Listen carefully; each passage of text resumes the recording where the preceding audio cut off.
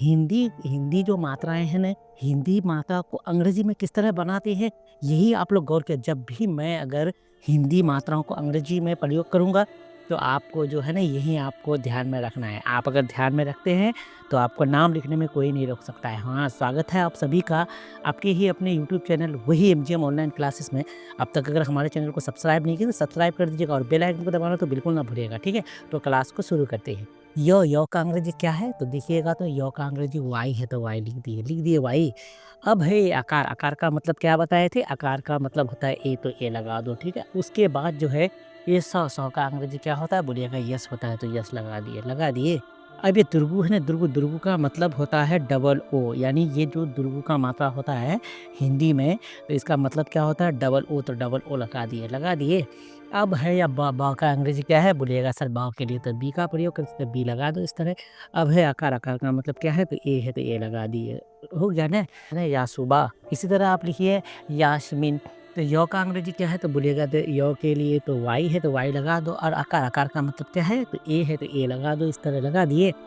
अब सौ का अंग्रेजी क्या है? बोलिएगा यस है, तो यस लगा दो। बोलेंगे ना यास। अब लिखना है मीन। तो मौ का अंग्रेजी क्या है? तो चार्ट में देखिएगा, तो यम है, तो यम लगा दो, इस तरह लगा दिए। अब ये दुर्गी है ना, यहाँ देखिए ये दुर्गी है, और इसका जो मात्रा है होता है इस तरह। तो ये जो दुर्गी है, दुर्गी का मतलब क्या होता है? वो डबल ई होता है, तो डबल ई लगा दो, इस तरह लगा दिए। अब है नौ का अंग्रेजी क्या है? बोलिएगा सर यन है, तो यन लगा दो, इस तरह लगा दिए। बन गया ना यास्मीन। युसरा। तो यो का अंग्रेजी क्या है? बोलिएगा सर यो का अंग्रेजी वाई है, तो वाई लगा दो, इस तरह लगा दिए। अब ये दुर्गु का मतलब क्या है? दुर्गु के लिए तो डबल ओ है, तो डबल ओ लगा दो, इस तरह लगा दिए। अब शौ का अंग्रेजी क्या है? बोलिएगा सर यस यच है, तो यस यच लगा दिए। अब देखिए युशरा। तो रौ का अंग्रेजी क्या है? बोलिएगा रौ के लिए आर है, तो आर लगा दो, इस तरह। अब है आकार, आकार का मतलब होता है ए, तो ए लगा दो। बन गया ना युशरा। आप जो लिखना है आपको यश हल। तो देखिए यो का अंग्रेजी क्या है? ये चार्ट में देखिए, तो वाई है, तो वाई लिख दिए, ठीक है? लिख दिए।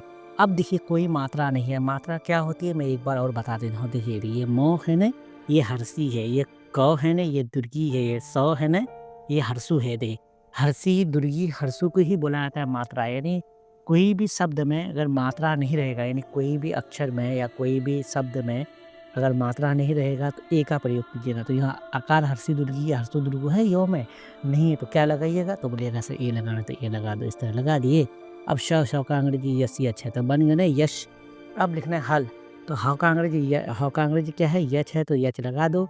अब कोई मात्रा नहीं, तो ए लौ के लिए यल। बन गया ना यश हल। इसी तरह लिखिए आप यमीहा। यो का अंग्रेजी वाई है, तो वाई लिख दिए, ठीक है? अब कोई मात्रा नहीं, तो क्या लिखना है? ए, तो ए लिख दिए। अब मौ का अंग्रेजी यम है, तो यम लिख दिए। अब ये दुर्गी है ना, दुर्गी का मतलब होता है डबल ई। क्या है? डबल ई, तो डबल ई लगा दिए। अब ह का अंग्रेजी क्या है? तो यच है, तो यच लगा दो, इस तरह। अब है आकार, आकार का मतलब होता है ए, तो ए लगा दो। बन गया ना यमीहा। इस तरह लिखिए यामीन। यो का अंग्रेजी क्या है? बोलिएगा सर वाई है, तो वाई लिख दिए। अब है आकार, आकार का मतलब क्या है? तो ए है, तो ए लिख दो। और मौ का अंग्रेजी यम है। अब ये दुर्गी का मतलब क्या बताए? डबल ई, तो डबल ई लगा दो। उसके बाद नौ के लिए यन। बन गया ना यामीन। अब तक अगर हमारे चैनल को सब्सक्राइब नहीं किया, सब्सक्राइब कर लीजिएगा और बेल आइकन को दबाना तो बिल्कुल ना भूलिएगा। लिखना है आपको यारदा। तो यो का अंग्रेजी क्या है? तो ये चार्ट में लिखिएगा, तो वाई है, तो वाई लिख दो। और आकार, आकार का मतलब क्या है? आकार के लिए तो ए का प्रयोग करते, तो ए लगा दो, इस तरह। अब रौ के लिए आर। बन गया ना यार। अब ये देखिए आप, ये है जौ। तो जौ के लिए जे होता है ना, ये है ज़ौ। और ज़ौ के लिए हमेशा जेड का प्रयोग किया जाता है। तो ध्यान रखिए, जौ के लिए जे और ये ज़ौ, तो ये जो जीभ है ना दाँत में लगता है, इसलिए जेड का प्रयोग होता है। सा, तो ये ज़ौ है नुक्ता वाला, तो ज़ौ के लिए जेड का प्रयोग करते हैं। और ये आकार, आकार का मतलब होता है ए, तो ए लगा दो, इस तरह, ठीक है? बन गया ना यारदा। देखिए यम सिन। तो वाई, यो का अंग्रेजी वाई है, तो वाई लिख दिए। अब कोई मात्रा नहीं, तो ए मौ के लिए यम। बन गया ना यम। अब लिखना है शीन। तो शौ का अंग्रेजी यस यच है, तो यस यच लगा दिए। अब ये दुर्गी है ना, दुर्गी का मतलब होता है डबल ई, तो डबल ई लगा दिए। उसके बाद नौ के लिए यन। बन गया ना यम सीन। इस तरह लिखिए आप यरखा। तो ये यो का अंग्रेजी वाई है, कोई मात्रा नहीं, तो ए है। रौ के लिए आर। बन गया यर। अब खा। तो ख का अंग्रेजी के एच है। अब आकार के लिए ए है। बन गया ना यरखा। इसी तरह लिखिए आप यस्मा। तो यो का अंग्रेजी वाई है, अब कोई मात्रा नहीं, तो ए है। शौ का अंग्रेजी यस यच है, उसके बाद है माँ।